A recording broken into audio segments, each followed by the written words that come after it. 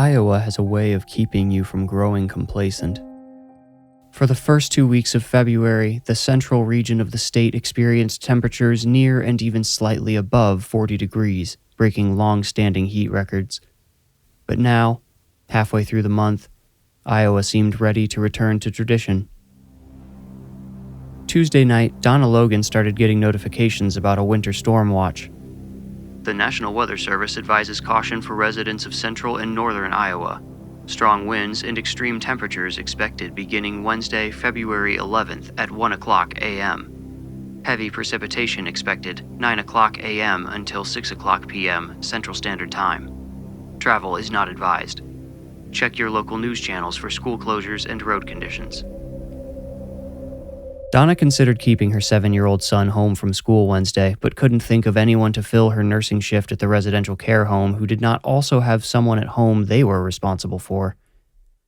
She texted her coworker and best friend Jess Allen to see what she was planning to do.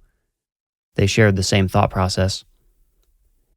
Just before 7 on Wednesday morning, Donna and Jess dropped their children off at school in Story City and drove south to work in Ames, roughly 14 miles away. All day, they watched through residents' windows as the world outside turned from white to gray. Patients and nurses alike discussed nothing but the weather. Everyone wanted to know how much snow had fallen, what was the wind chill. "I don't know how you're going to get home tonight," Donna and Jess heard from every resident they talked to. Neither did they. At noon, both mothers received texts that Story County schools were going to dismiss 2 hours early. They did this so buses could take the more rural kids home before the country roads became impassable. After they explained the situation, their supervisor allowed them both to leave early at 1:30. Jess's car stayed quiet and dark when she tried to start it. Her battery was unable to withstand the sub-zero temperatures, -17 degrees with the wind chill. "Want to ride with me?" Donna offered before her friend had to ask. "You wouldn't mind?" asked Jess. "Of course not. We're going to the same place, aren't we? If you want, we can all go back to my house so the kids can play and we can enjoy this afternoon off." Jess said, "I'm going to miss the hours, but I suppose those are already lost. That sounds amazing." With this plan in mind, they brushed off Donna's car and headed north on Highway 69. Donna kept the car under 30 miles per hour even though the speed limit allowed 55. Even so, the tires frequently slid and the road remained nearly impossible to see through blowing snow. "Oh no, what's that?" Jess asked. Donna squinted through the static wash of snow to see what she meant. Up ahead, blinking blue, red, and amber lights warned of danger. Donna slowed, praying nobody in a lifted truck or semi would come barreling up behind her. They joined a long line of stopped cars. Every few seconds, the line moved toward the cluster of emergency vehicles, the largest of which appeared to be a tow truck. "Oh geez, they're directing people off the highway," Jess said.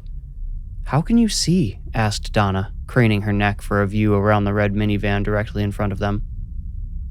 A minute later, they pulled up next to a frosty deputy whose reflective vest was almost completely caked in snow. "Where are you headed?" the deputy yelled over the wind. "Story City to pick up our kids," replied Donna. The deputy nodded. "There's a big pileup just up the road, so you gotta get off here. We got plows keeping a route open, so you're just gonna turn here, then follow the detour signs. Lucky for you, the detour goes straight through Story City, all right?" "Got it. Thank you, and try to stay warm," Donna offered. The deputy scoffed, but Donna didn't take offense. She just laughed as she rolled up her window and said, "Stay safe at least." The eastward gravel road the deputy diverted them to made Donna nervous, but she kept the car going straight at about 15 miles per hour. They would be late to pick up the kids, but they knew they wouldn't be alone. Horrendous visibility made Donna slow even more after a couple of miles, not that there was anything to see. Empty fields patched the entire area together with only an occasional tree or rare house dotting the landscape. A pair of headlights appeared in the rearview mirror, which made Donna even more nervous. But a couple of minutes later, the other car turned north on a road neither Donna nor Jess had even noticed. They had also failed to notice the reflective orange sign halfway knocked over in the ditch, which showed a left turn arrow and the word detour in bold.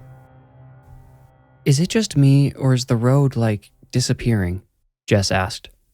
She'd been keeping quiet to let Donna focus on driving, but what she saw through the windshield now concerned her. She needed to open the valve and relieve a bit of tension through conversation. "It's definitely worse," Donna concurred. "We've been going so slow, we must have fallen behind the last plow." "Maybe another one will come up behind us soon," Jess offered. "Yeah, but where would I go? I can't pull off anywhere. Look at this. The snow's drifting over half the road. Jess, I don't even know how much further we can make it. Did I miss a turn or something?" "It is kinda weird that we haven't seen anyone else in a while," Jess admitted. Donna asked, "Is there any chance your husband could pick up the kids?" Jess's husband worked as an EMT. She shook her head. Donna wasn't surprised. Sadly, he was probably having a busy afternoon. "Okay, there's no way this is right," Donna said 5 minutes later. At this point, she could not even see the 2- and 3-foot drifts creeping across the road until they were too close to avoid. Twice, one of them had almost spun them into the ditch. "I think we missed the turn," Jess agreed. "I'll pull up a map and see exactly where we are." "I'll try to turn us around," said Donna. "Just be careful, please." Donna maneuvered the turnaround in 10 cautious moves while Jess tried to connect to Google Maps. Unfortunately, either due to weather or their remote location, she could not get a signal. "Help me look for any signs," Donna said.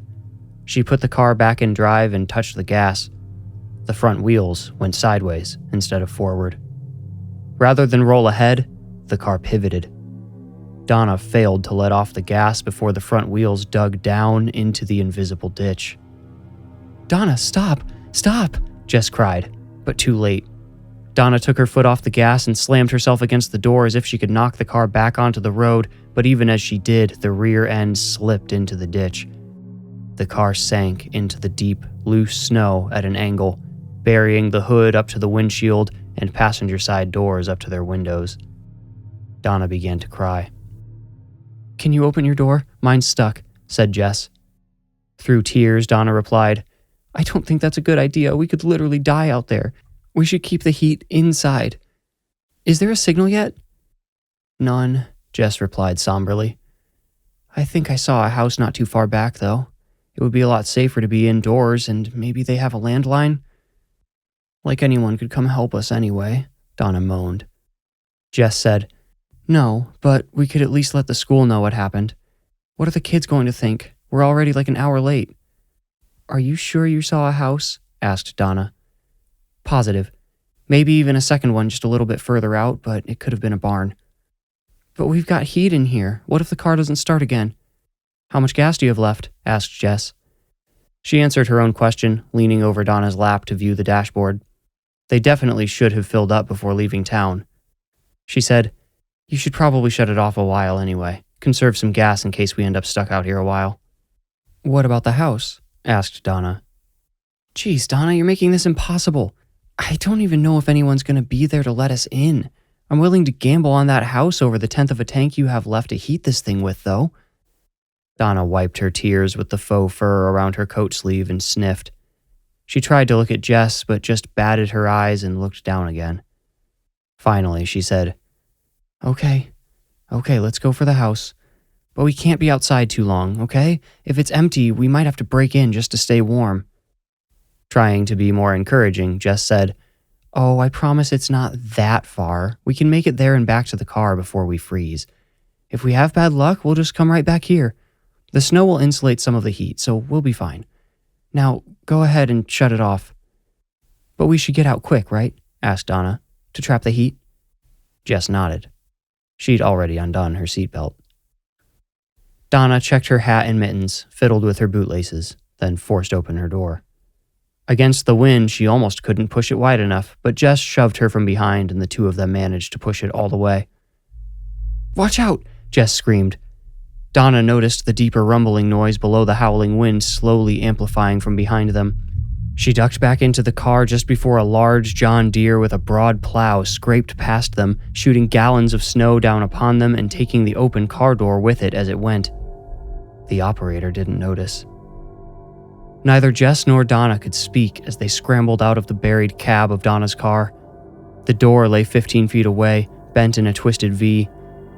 Jess searched for the house she'd seen as she dug snow out of the back of her collar. She pulled out a small rock, too.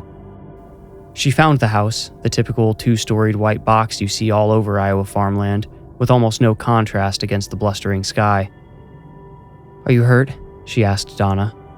Donna shook her head. Jess said, "Then let's get moving before we get buried." By the time they reached the house, they realized they were in real danger of losing their lives to the elements. When they changed out of their scrubs, both had dressed for a comfortable drive home, not Arctic survival. The skin on their cheeks burned, the tips of their fingers ached, and their jaws would not open anymore. They breathed through their teeth and cracking lips. At the door, Donna could barely raise her arm to knock, and when she did, it sounded far too quiet to get anyone's attention in the loud wind. A snow-covered pickup truck was parked just to the side of the driveway, but the women could not tell if anyone was home. Jess pushed Donna aside and pounded on the door. Inside, a big dog barked throatily. The women exchanged wary glances, but where else could they go? A man's shaky voice called, "Give me a minute, gotta lock up the dog." "Please hurry," Jess seethed. She felt her teeth grinding together. The man took his sweet time, though. Minutes later, the door unlocked and opened, revealing a short elderly man with thick arms but scrawny shoulders and squatty legs. Due to a hunch in his back, he had to look up at them. "Hurry up and get in here," the old man said, looking up at them with cold, suspicious eyes. The women disliked the almost predatory gaze with which he studied them, but hurried inside where it was warm. Their faces felt like cracking porcelain. The house's interior looked like it hadn't been updated since the 90s, potentially the 1890s, and it smelled musty, like no windows had been opened since its construction. One of the more pleasant tints in the aroma came from the hardwood flooring and sturdy staircase in the entryway. "Hang your coats on that rack there and take off your boots," the man said. "You can put them in here with your hats and gloves." He reached down for the lid of a chest set against the staircase. When he lifted the lid, his grip failed, and it slammed down with an echoing bang. The man froze. He held still for a handful of seconds, then turned back toward the women with an entirely new warmth in his blue eyes. "Well, where are my manners?" he said. "Can I take your coats? Or you probably still want them on for a little bit, huh? I'm Jim, by the way, Jim Munson." "I'm Donna, and actually, I am going to take off my coat if you don't mind." "Me too," said Jess. "It's full of snow. Oh, and I'm Jess." "Well, just set everything on the floor there by the vent and it'll all dry out. I'm on propane all the way out here, but there's plenty in the tank out there. Sorry for the mess. I don't usually have visitors." "You don't want our coats on the rack?" Donna asked. Jim Munson offered a humorous smile and asked, "Now, how are they going to dry out hanging together like that?" Dementia? Alzheimer's? Which branch of neural degeneration was this confused man hanging from, the nurses wondered. "What about your dog?" asked Jess, slipping out of her coat. "Dog?" Jim asked. "Yes. Didn't you say you needed to lock up your dog?" Donna asked, using the voice she used with residents who were hard of hearing. The barking stopped, so she wondered if she and Jess were actually the ones losing their minds. Or maybe the cold had made them delirious. Jim replied, "Oh, right." His warm eyes turned shifty for a moment, as if the subject of his dog brought him discomfort. "Angel's a good boy, but I gotta lock him up when people come by. Sometimes I don't think he knows the difference between a guest and a rabbit. He won't hurt you, though. I'll see to that." Donna and Jess exchanged an anxious glance. Jim shuffled through the open doorway next to the stairs, which led into the kitchen. Donna shrugged off her coat, then helped brush snow off of Jess. Jess noticed a bird cage standing in the corner of the living room adjacent to the entryway. A cockatiel stared back at her with its head tilted and its yellow mohawk erect. "Hi there," Jess whistled at the bird. The bird chirped back, "Demon, heal!" Jim returned, cradling jumbled boxes of tea. Discoloration betrayed the age of the boxes. Not one looked less than 10 years old. "What kind would you like?" Jim asked. Donna said, Thank you, but I think I would just like to have some hot water, if that's all right. Not much of a tea drinker, eh? Jim asked. He broke into wheezing laughter, as if he'd just told a witty joke. Donna smiled politely. Jess said, Same for me, thanks. What's your bird's name? Jim said, Didn't I tell you? His name's Angel. He's a German Shepherd Wolf hybrid. Beautiful dog. Wish I could let you meet him. Sorry, replied Jess. I meant the bird. Oh, Jim laughed. That there's a cockatiel. Does he have a name? Jess asked. Jim had started walking back to the kitchen and turned back to look at her with a sad smile. She knew that look. He didn't remember. Jim set the boxes down on a messy table by the refrigerator, then took his cast iron tea kettle off the stove and started shuffling toward the sink. Demon, heel, the nameless cockatiel croaked. Is his name Demon? Asked Jess, laughing gently. Jim dropped the tea kettle on the floor. It landed hard enough to gouge the wood. Donna rushed forward. Oh, let me help you with that. But Jim waved her back with an angry frown. Upstairs, the throaty barking started again. They heard a noisy clatter. Jim looked at his guests with a sour expression and said, Get in the pantry. The unpleasant tone in his eyes from earlier had returned. Excuse me? Asked Jess. I said get in the pantry before my dog comes down here. Why? Asked Donna. He replied, Do you enjoy having all your fingers and toes? From upstairs came a booming impact accentuated by claws clacking on the wood. Jess darted into the kitchen to get away from the staircase. Donna opened the door their host was pointing at and found the pantry. It was going to be a tight fit. The door doesn't lock, right? Jess asked, studying the fluted glass knob. Jim barked, No lock, now hurry. The women ducked inside. They huddled together, both glad for the excuse the cramped space provided, and listened.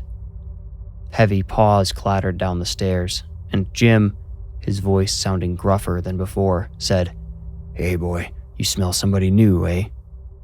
Demon heel, cawed the cockatiel. The dog growled low. Its paws clacked toward the pantry. They could hear sniffing from inside. After every 3 or 4 sniffs, the dog exhaled abruptly through its nose as if growing increasingly frustrated by what it detected. It sniffed along the crack of light at the bottom of the door, making a shadow like a spotlight across their boots. The dog suddenly barked ferociously and leapt back. Then it charged forward, slamming upright against the door. It clawed and barked while repeatedly slamming into the dead center of the wood.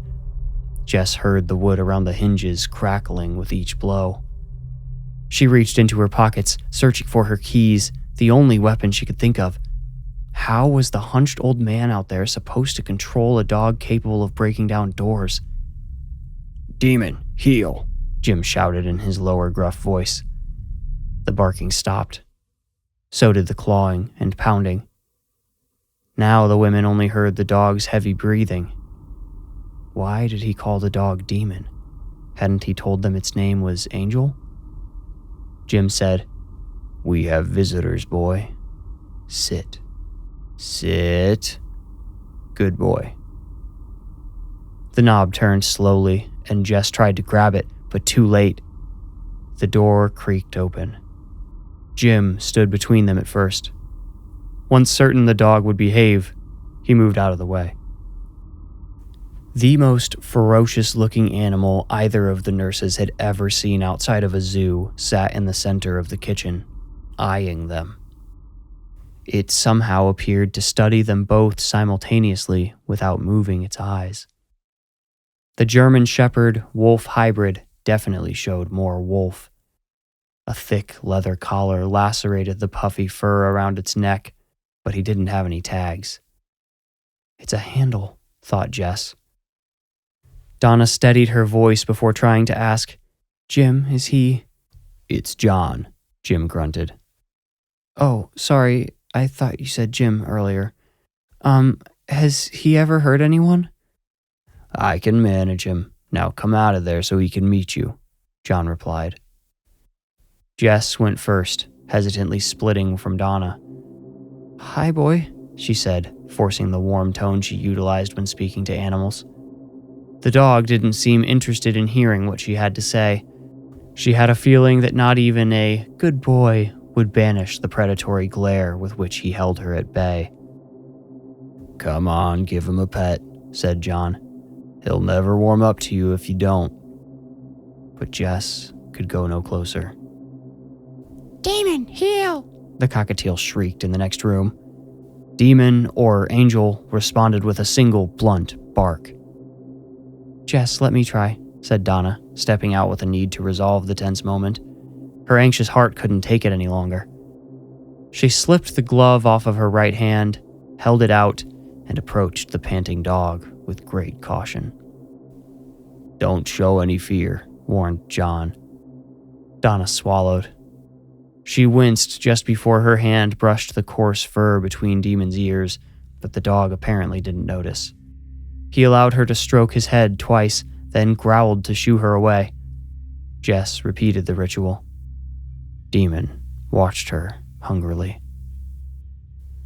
A stillness settled into the kitchen that made Jess and Donna wonder what John expected to happen next. To break the stalemate, Donna asked, "Do you have a phone we could use? We were on our way to get our kids from school. They're waiting for us."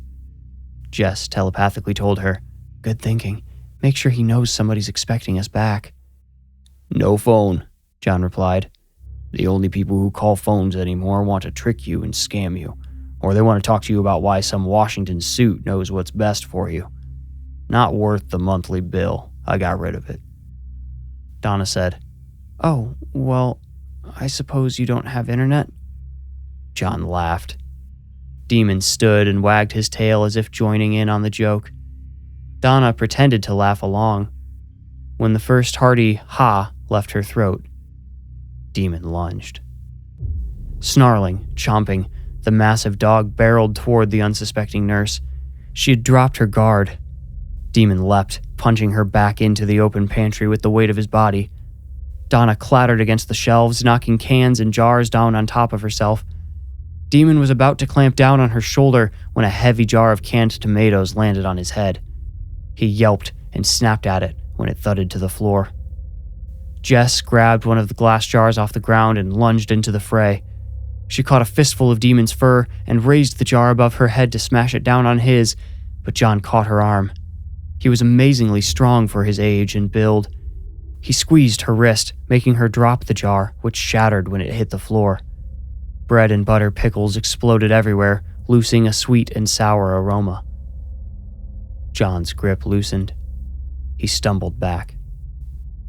Demon turned on Jess now. His front legs bent outward. She knew he was about to pounce. "Angel, Angel, sit!" cried John, recovering himself.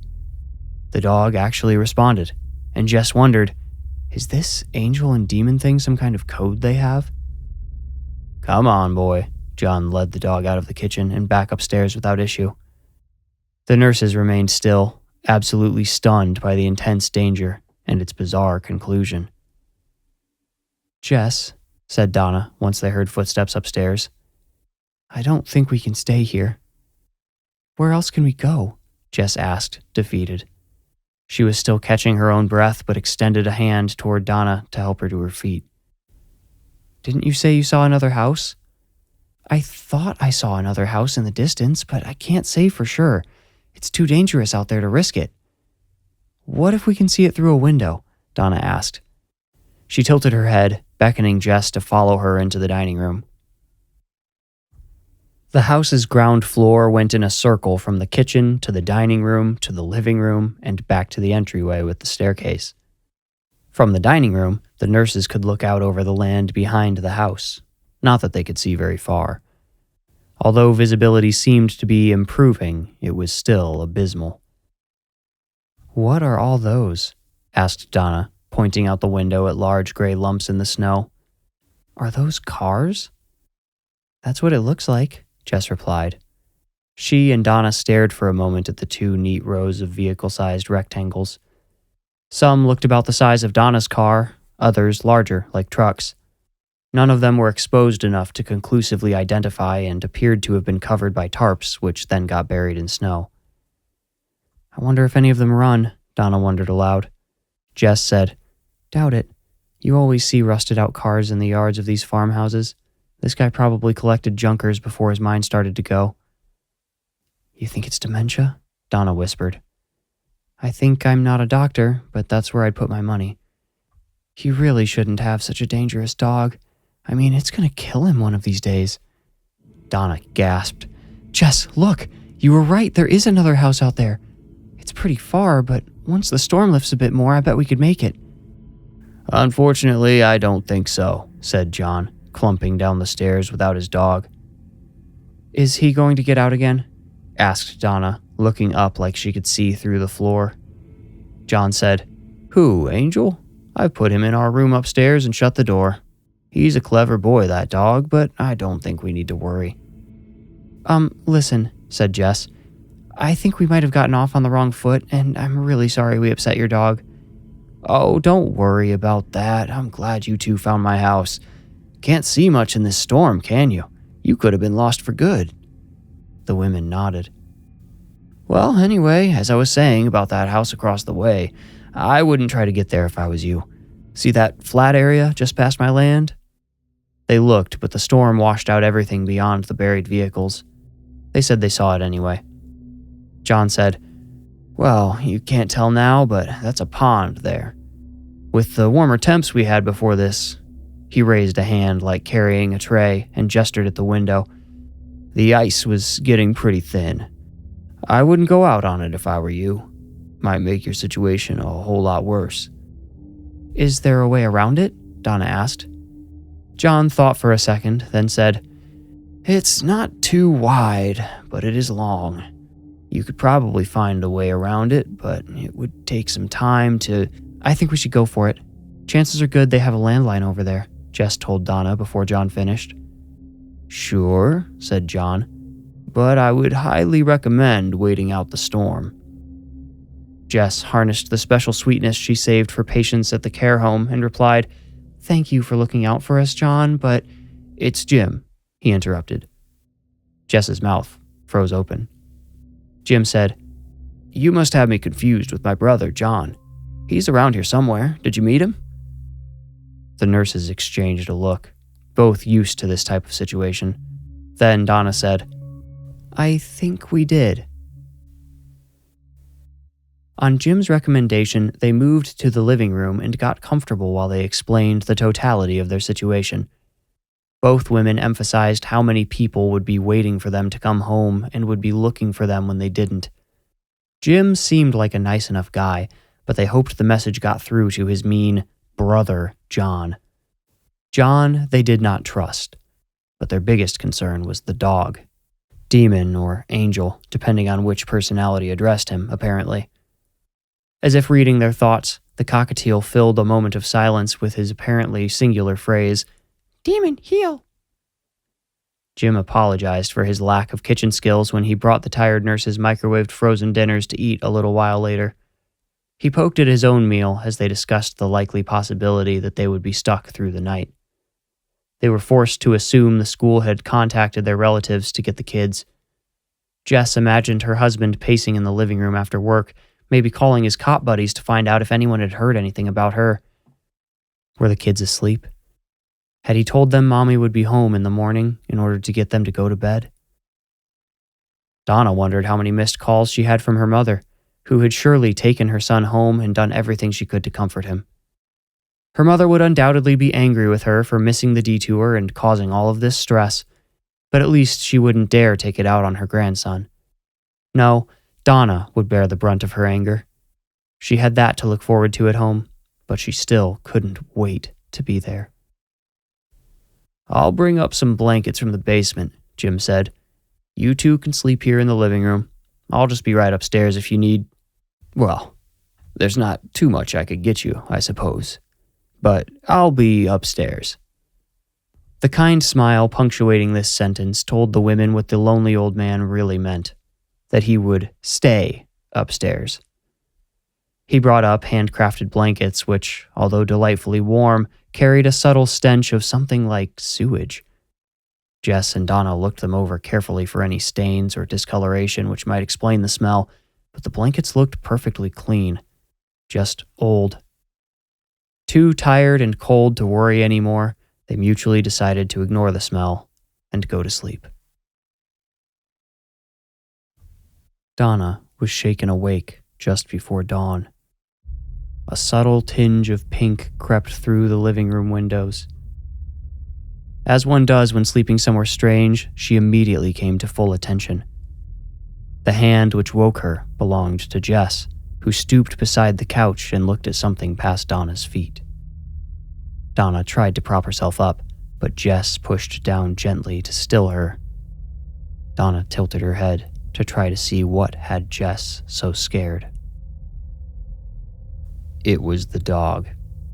Demon or angel, depending on who you asked. He stood in the threshold between the entryway and the living room with his ears pointed straight up, barely more than a shadow. Donna could hear his excited breathing, interrupted occasionally by him chomping his jaw shut and swallowing before panting some more. The dog was hungry, and it was watching them. "He's been doing that for 5 minutes since I woke up," whispered Jess. "Who knows how long he was there before I noticed." "Should we get Jim?" asked Donna. Jess said, "I'm trying to decide what to do. I'm scared to even move." "Well, thanks for waking me," said Donna, awed at the risk her friend had taken. Demon exhaled sharply and lowered his head almost to the floor, then shot back to full attention. He stopped breathing, or at least did so silently now, and took one tentative step into the living room. "No, stay there," Jess commanded, loudly so hopefully the man upstairs would hear. "Demon, heal," chirped the cockatiel. The bird had adopted the phrase, but did not wield the power to use it. Demon launched into the living room. He passed Jess and Donna, ripping straight for the obnoxious cockatiel's cage. In twisting shadows and flashes of pale light, he knocked the cage off its pedestal, crashing it to the ground while its inhabitants squawked and cried. The similarity in tone to a crying baby nauseated Donna. Demon bit and clawed at the cage, denting the bars. Donna screamed for Jim. Jess yelled for John. Neither's voice was louder than Demon's growls or the cockatiel's shrieking. By accident, one of Demon's paws knocked the cage to one side and rolled it to Jess's feet. He stiffened in an alert pose, nose pointed straight at her throat. Saliva poured from between his pointed teeth in thick streams, pooling on the floor. Only one of his eyes could be seen in the faint light from the window. It was round, wide, and wild. This dog wanted to kill. It needed to kill before anyone's voice would control it again. "Is this what you want?" Jess demanded sternly. She stooped to pick up the battered cage at her feet. The cockatiel flew around inside, panicked. It took more effort than she expected due to the damage, but she pried open the cage door. Emotion cracked her voice as she yelled, "Here you go, demon," and tossed the open cage at the feet of the drooling hound. Fortunately, the cockatiel flew out before the cage clattered to the ground. It circled the room twice, followed by Demon's hungry gaze, before zooming through the entryway and up the stairs. Demon pursued. "Damn it, I was hoping we could run up there," Jess whispered. Donna said, "There has to be somewhere we can shut ourselves in down here, right? Like a bathroom or something? We can hide in the pantry again if we need to." "Please, no," Donna whispered. They stayed close together while they searched for anywhere to hide on the ground floor, listening to the frantic clatter of Demon's paws and the desperate cries of the cockatiel upstairs. "What's this?" Donna asked, opening a door she hadn't noticed the first time they'd been in the kitchen. Based on its position relative to the staircase, she thought it might be a cupboard like the one Harry Potter lived in. She opened the door and made an even better discovery. The basement stairs. Jim had mentioned the basement that evening, and it hadn't even occurred to the women that it might offer sanctuary from the hellhound. Amidst the cacophony above, they heard a door screech open. Before Jim could gain control over Demon, they heard his paws clack to the top of the stairs directly overhead. "Quick," Jess whispered, standing aside to allow Donna into the basement. Even though it looked pitch dark down there, even though churning air rose up the stairs carrying the same stench trapped in the blankets, Donna hurried down. Before Jess could follow, Demon found her. "Stay down there," she screamed at Donna.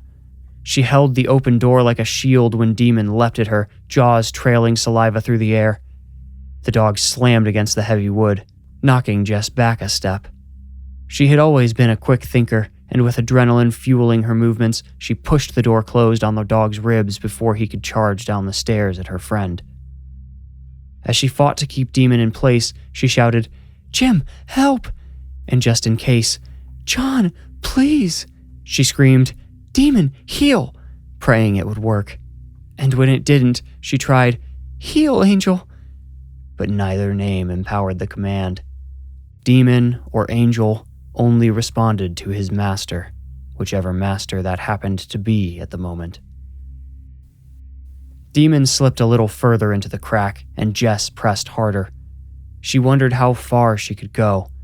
She hoped she could kill the threatening beast if it came to it, but could she really crush him in the door? She knew she possessed the physical capability to, but did she have the fortitude to push through the cracking bones and end it? "Jim, please!" It was John who appeared, though. Even in the dark, she recognized his more threatening posture and smug grimace. The nurse made an adjustment to her diagnosis. This old man didn't suffer from dementia, but a split personality. She wondered, had he somehow passed this condition along to his dog?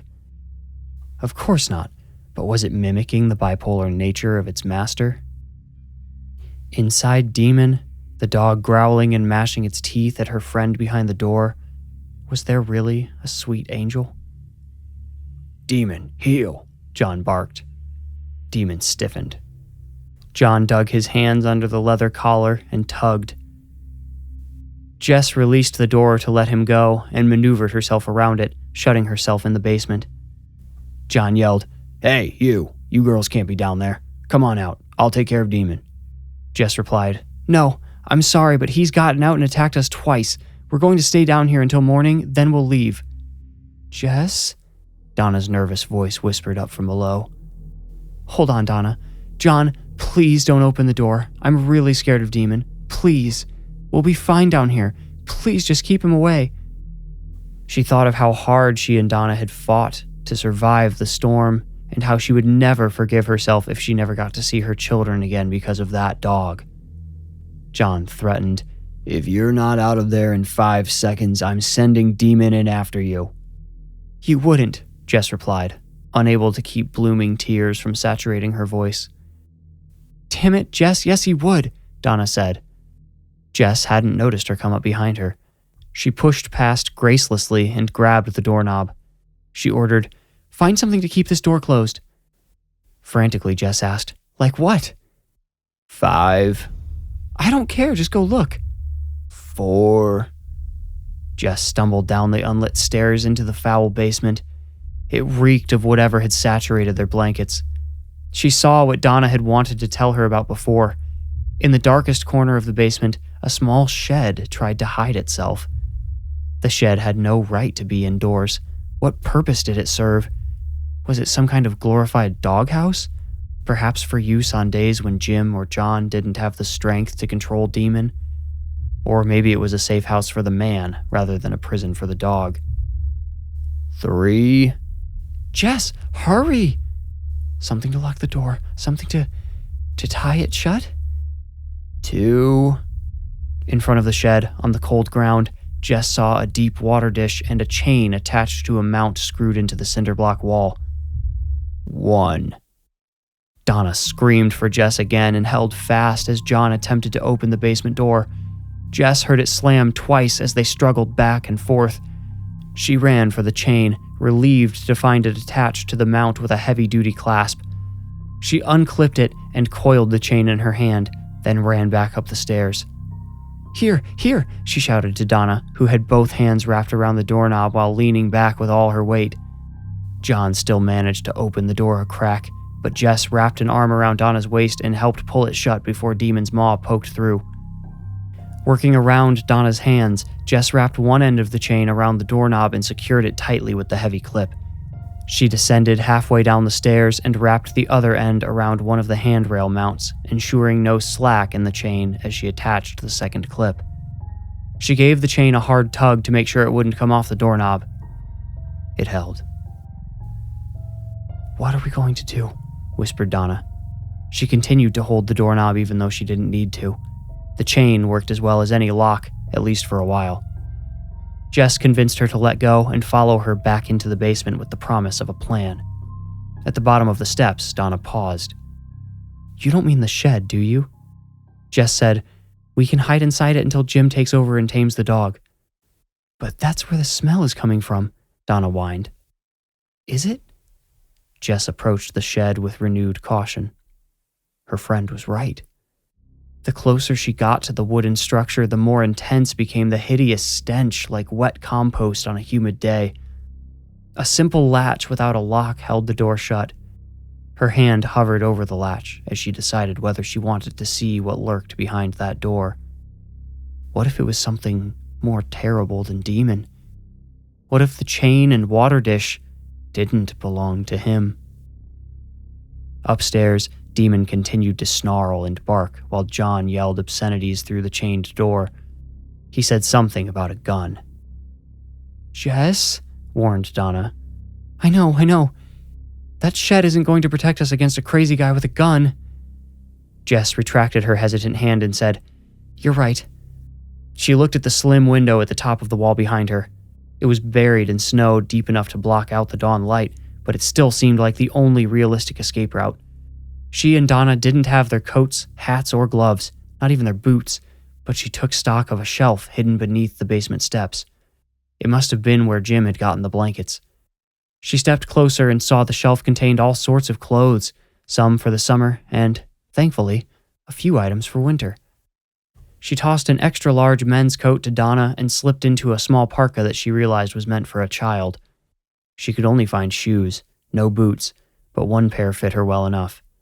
She made Donna pick out a pair for herself, too. Unfortunately, the shelf contained no gloves. They tried to pry the window open, but its age bound it shut.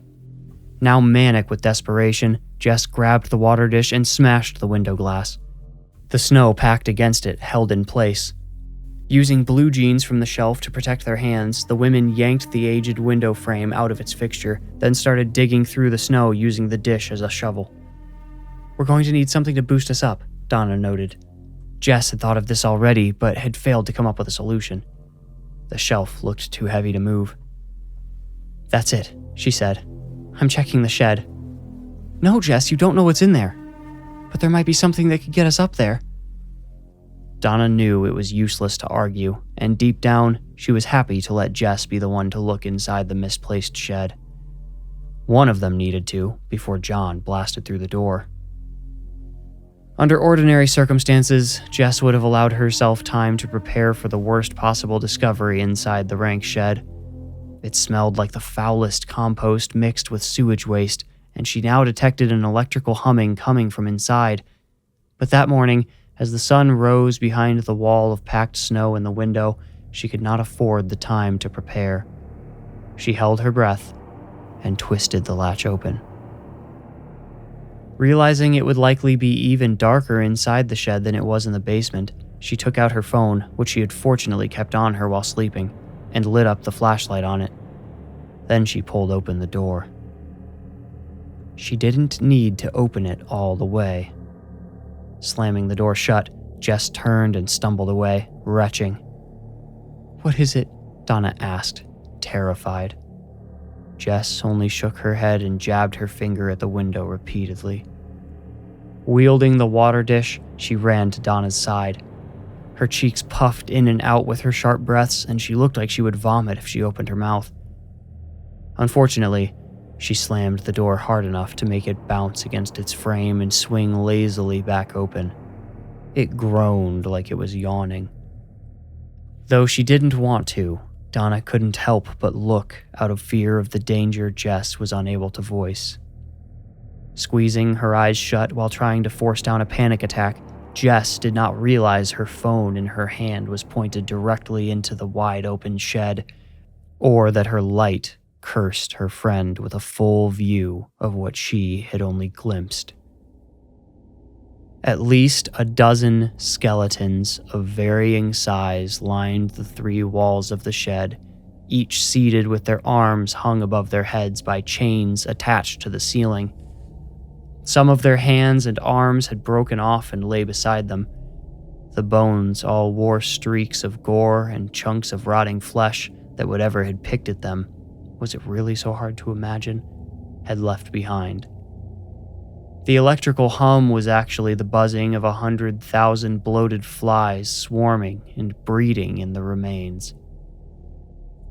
All at once, the women knew where the coats and boots they now wore came from, as well as the rows of vehicles buried under tarps in the backyard. They had belonged to people just like them, stranded travelers seeking shelter. How so many ended up at this house remained a mystery, but since some of the skeletons lacked enough connective tissue to hold all their parts together and others remained whole, it seemed apparent they'd been collected over a long period of time. Perhaps some belonged to salesmen and missionaries.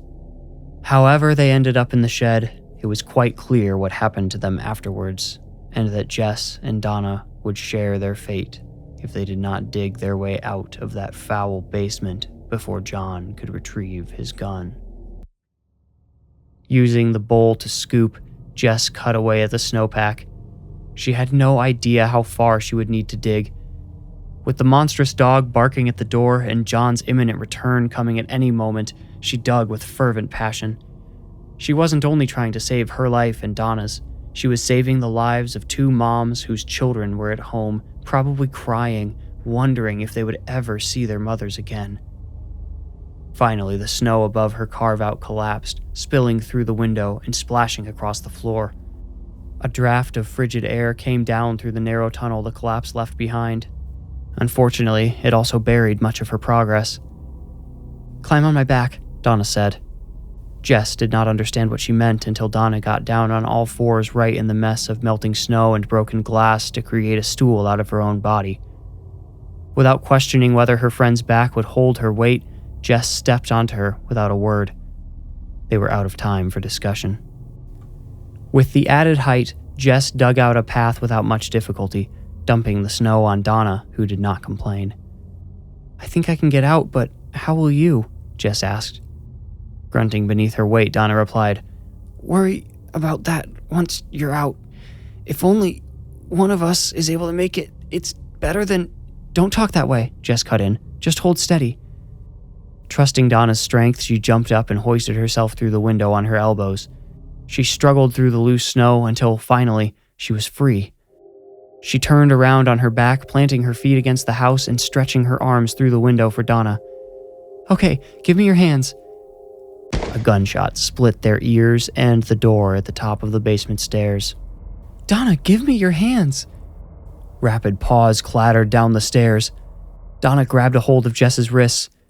Straining, Jess pushed with her legs until Donna could plant her own elbows in the snow just outside the window. Jess saw Demon arrive in the basement with an emotionless fog in his eyes and his jaws wide open. To Donna, she yelled, "Get your legs up!" and shimmied backward up the snow. Demon lunged. Donna repelled him with a swift kick that caught him right under the jaw and sent him sprawling, but also caused her to slip back down a few critical inches. Jess grabbed the collar of her coat just in time. Their strength combined, they moved as one creature to hoist Donna through the narrow window into the pinkish-orange dawn. They were free, but far from safe. Now exposed to the elements with only ill-fitting coats for warmth, they started running toward the other house, which, through the deep, fresh snow, may as well have been a mile away. "What about the pond?" Donna panted as they ran straight toward the thin ice Jim warned them about. It was true that the temperatures in previous weeks had been far warmer, and surely those warm days must have thinned the ice. Jim had been honest about that much. Both women agreed they would rather chance crossing the pond than trying to outrun Demon all the way around it, though. At the pond's edge, Jess took the first step onto the ice. It remained still and quiet, so she gestured for Donna to join her. They did notice a few dark patches of snow around the bank where water seeped up and saturated the new snow, but with no better option, they ignored these warning signs. A shot cracked over their heads. They ducked, but they'd abandoned any useful cover far behind. Donna looked back at the open window and saw the barrel of John's gun poking out. However, at the angle the window afforded the short man, she guessed he fired without the ability to aim. "Keep going," she said, not with encouragement but assurance, and Jess did just that. About halfway across the pond, they heard one of Demon's barks, and it chilled them worse than the humming wind. Again, it was Donna who spared a glance backward, hoping that, like John's stray shot, maybe the dog's voice had flown aimlessly out of the window. But this time, they were not so lucky.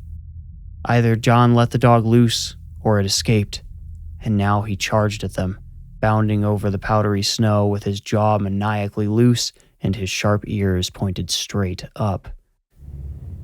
They abandoned the last shreds of caution with which they placed their steps and ran full tilt toward the opposite bank and the distant house waiting there. Demon paused briefly at the edge of the pond, running back and forth a few steps in both directions, but his desire for flesh overcame his trepidation, and he leapt onto the ice. "We'll never make it," Jess said, though not with despair but a deep resolve. "You run ahead, Donna. Get to that house and start screaming for help. Find a phone if you can." "What are you doing?" Donna asked. Jess touched her shoulder and answered, "Hopefully following right behind you." Forced with the choice between sticking by her sometimes rash friend and pursuing survival, Donna chose the latter for the sake of her son. He had already lost his father to a drunk driver less than 2 years prior. She could not make him an orphan. And yes, Jess could be rash, but she was also cunning. Donna trusted she knew what she was doing. She replied, "I'd better see you when I look back," and trudged onward. The ice beneath her feet crackled, making each step a harrowing ordeal, but she made it to the opposite bank. She had to jump over one of the narrower wet splotches to reach solid ground.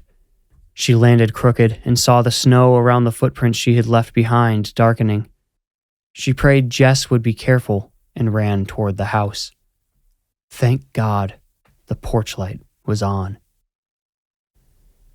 Jess stood her ground as the hellhound charged toward her. She noticed the ice beneath her beginning to pop under her weight. She could make it crack by simply shifting her weight from one foot to the other, and did so intentionally. She began taking steps backward, keeping her gaze locked with Demon's. With each step, she pressed down, weakening the ice. "Come on, doggy. Come on, you son of a..." One of her feet broke through, and for a second she lost her balance.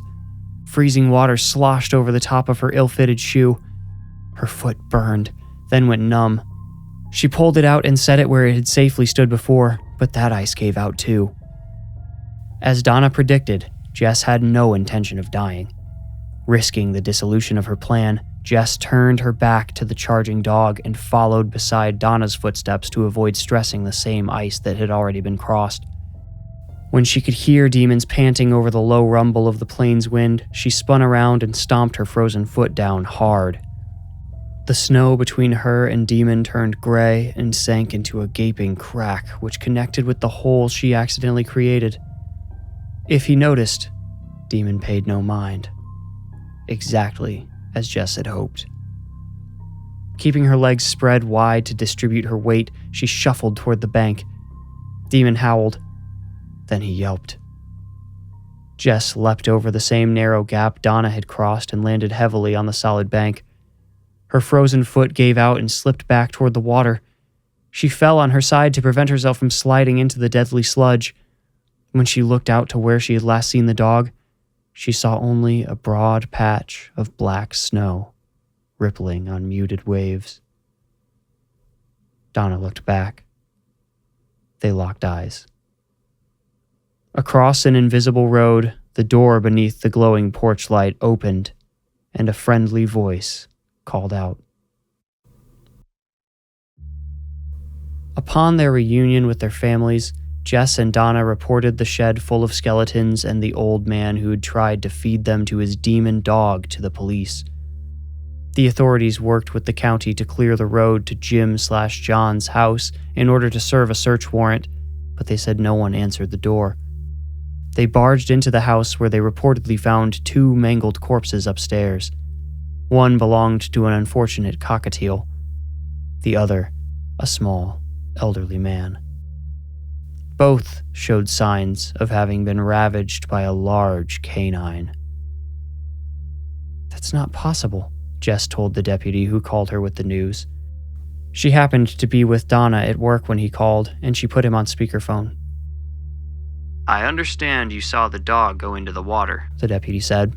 Is it possible he surfaced when you weren't looking? I looked back so many times, I would have seen him. Without all that snow, you could see for miles out there, Jess explained. Donna said, I watched it all happen from the porch of that other house. I saw him go under. He never came back up. Then I guess there were 2 dogs? The deputy speculated. We only saw one, Donna replied. And Jim or John or whatever was still alive and shooting at us before it went underwater. The deputy said, Look, it's still an ongoing investigation, so we'll call if we learn anything that might clear this up. I can only tell you what we found in that house, and we can say pretty conclusively that guy was eaten by a dog.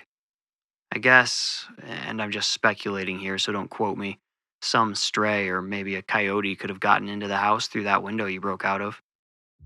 Donna accepted his explanation for the sake of ending the call, but she could never quite internalize it. Though she and Jess shared an unspoken agreement not to discuss what happened to them after the case was closed, she could tell the official report never sat right with her either. That dog, or perhaps it was a real demon, expected to feast upon the type of meat it had apparently developed quite an appetite for, and when its promised meal escaped, somehow it went back to claim one for itself. Whatever control Jim had over it must have ended that day. The police tied each of the tarp-covered vehicles in the backyard to the 13 bodies in the basement shed. The final call the women received from the deputy related to those bodies and vindicated their suspicions that by some cursed miracle, Demon had lived. In a tired, low voice, he told them, The medical examiner compared teeth marks from the bones in the basement to the body we found upstairs. It's conclusive. Everyone inside that house was eaten by the same animal. If you're right and this guy was feeding people to his dog, it really did survive and go back for him. And I'm sorry to say, that means there's a chance it's still out there somewhere. Unfortunately, that's all I can tell you now, and probably the only closure I'll ever be able to give you. But that's not closure at all, Jess complained. Still, the deputy could tell her no more. So far, no one in the local area has reported any man-eating dogs running wild, so perhaps the brutal cold which settled in after that storm eventually put Demon to rest. That is what Jess and Donna continue to hope, anyway. But every time one of them hears the distant barking of a big dog, their eyes immediately search for the nearest door behind which to hide. You made it out. Congratulations. If you enjoyed the story, please rate, like, review, or subscribe. For ad-free episodes and bonus Into the Woods episodes, become a patron with the link in the description. You can also support the show by buying merch. That link is also in the description below. To stay up to date, follow me on Instagram at The Warning Woods, and if you feel ready, meet me here next week for another journey into the Warning Woods. Thank you for listening.